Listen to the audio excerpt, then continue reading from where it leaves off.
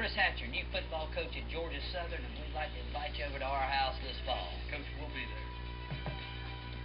Hi, I'm Chris. Coach, we know who you are. We love GSU Well, football. come on, let's go.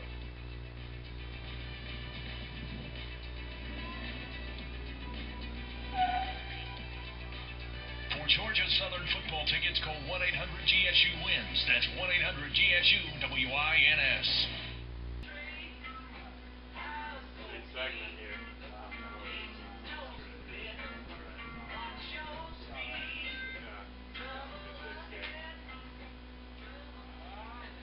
And we're back with the moment all of the fantasy followers have been waiting on, the Michael Meckes Power Rankings. And Michael, what have we got for us this year?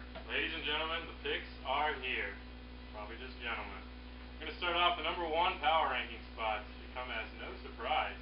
The defending champ, Michael Meckes. Keeping the champ at one, huh? Hey, it's hard to take him out of there. He just actually made his team a hell of a lot better with Wright.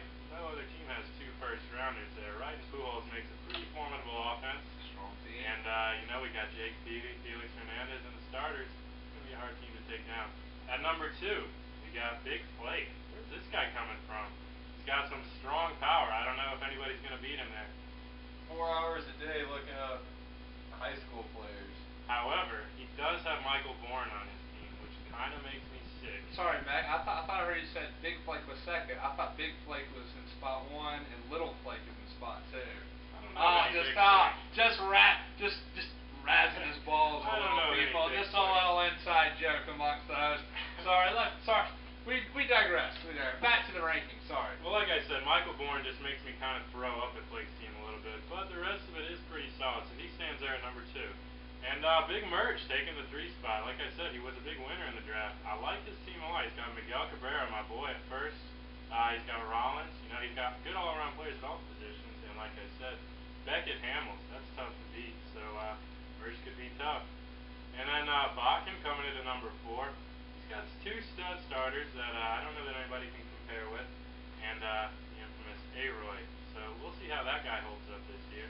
And at the 5th spot, it's a tough spot to pick this year. A lot of strengths and weaknesses on these teams. I think I decided to go with Panulo on this one. He's got a sick outfield, Manny Ramirez, Josh Hamilton, and Ichiro.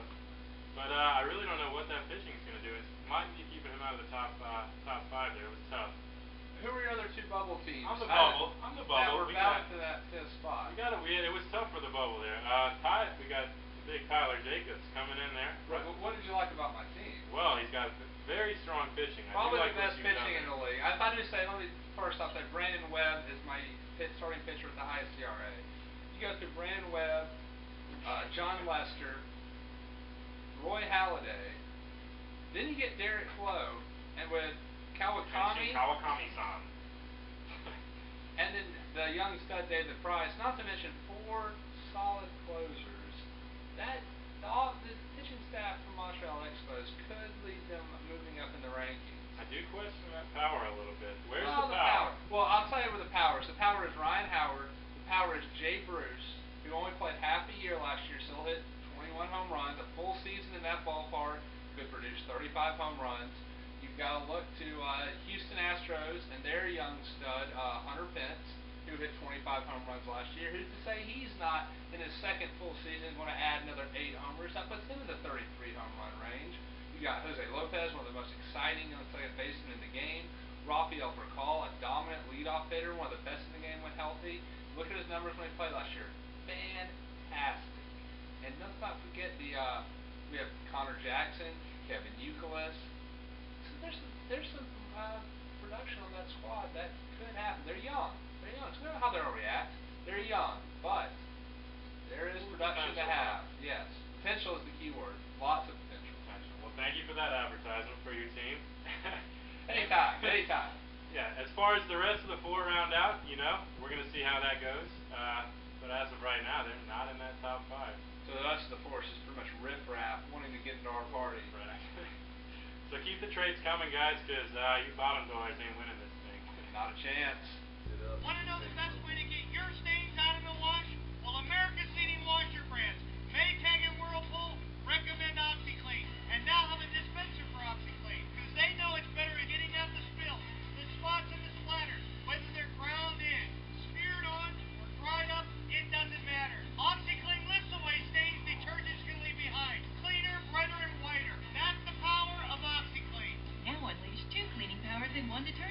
new Arm & Hammer Plus OpticLead.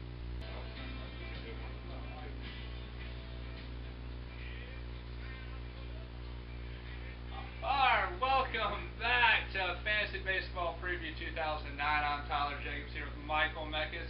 We just had some exciting first edition of the Meckes Power Rankings. Remember, if you didn't make it and you're in the riffraff, keep on trying, make some trades, and maybe one day you have a chance. That you do. But now I want to lead to a little segment that I like to call Keeping Up with the Joneses. It's a segment where I praise someone who has done a patriotic, good thing for the league, and they are the Chipper Jones. Well, someone who has run, where I will also chastise someone who's brought embarrassment to the league, and they will be the Andrew Jones for the week. So without further ado, let's get right to the Keeping Up with the Joneses segment. And for this week's Chipper Jones, for his dedication to the home team, showing support to the natural himself, the Wonder Boy, the Atlanta's great last hope, for drafting Jeff Francoeur in the first round with the 8th pick. This week's Chipper Jones is Tyler Jacobs. He showed dedication and loyalty. You know, it's really hard to find loyalty these days. John Kerry, former presidential candidate, recently did an interview this week where he said, what quality do you look for most in people? He said, loyalty. Those who aren't loyalty are useless to me. Paraphrasing, of course, but that's what Senator Kerry said. For this week, Andrew Jones, the first Andrew Jones, we have the 3 and the question mark of who wants to bring our league from a free trade capitalistic league to socialism. There you are, the faces of the 3 boys: Calder Harris, Garrett Gupton, Michael Panullo. The 3 boys, along with their question mark friend, who decided they want to turn us into a socialist league, who decided Jamie Bennett is not smart enough to control his own team, that don't believe in ability and free ability. They believe that from their ability to each on their needs, something that Karl Marx believed in. So there you go. I guess in their league we should all just drop our players and pick them up as we go along to make sure everyone ties, so we can be fair and balanced, to have everyone be the same.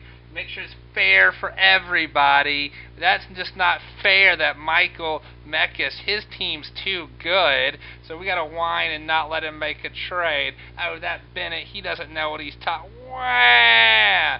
So there you have it, our first Andrew Jones of the season. We'll be right back to close up the show. Stay with us.